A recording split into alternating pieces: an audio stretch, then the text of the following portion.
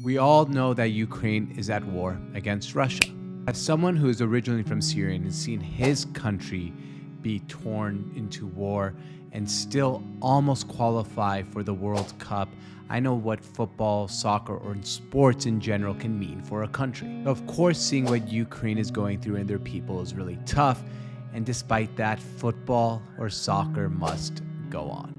So the Ukrainian Premier League re-kicked off for the first time since the war this week and started the Premier League season, but this time under much different circumstances. Of course, there will be no fans in attendance during the Ukrainian Premier League. Just that. All coaches, staff members, players, everyone involved with the team will have to listen for sirens that go off, and when that happens, that means an air raid is going on and they must go into bomb shelters. So yeah, it's really tough. Strength and prayers to them, because imagine playing a football match and then all of a sudden you hear sirens go off knowing that bombs could be falling and you have to run into a shelter. It's absolutely scary and horrific to think about. And one of their matches between Lviv and Kharkiv, which I'm sure I'm not pronouncing 100% correctly, so my apologies to both of them.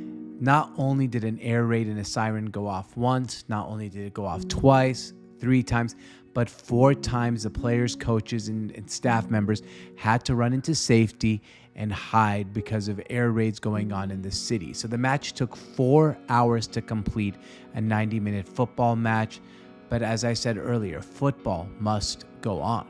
This is really something we've never seen during our times as sports fans. Maybe someone, your great-grandpa, your grandparents may have seen it during other wars, but this is the first time we've seen matches halted in a major Premier League during my lifetime. But football and sports is something that must go on because it's something that connects the people during tough times. And as Ukrainian icon Andrei Shevchenko said, it's very important for the people, for the rest of the world. We can send the message that Ukraine is there. It was very well said. And he added on, even if we're at war inside the country, we're going to fight because we want to live like normal lives.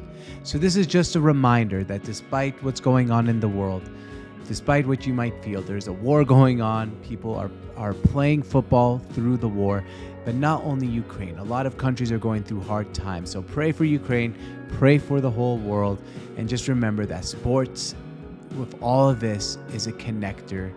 And we forget that sometimes with rivalries and things like that. The world's biggest connector is sports.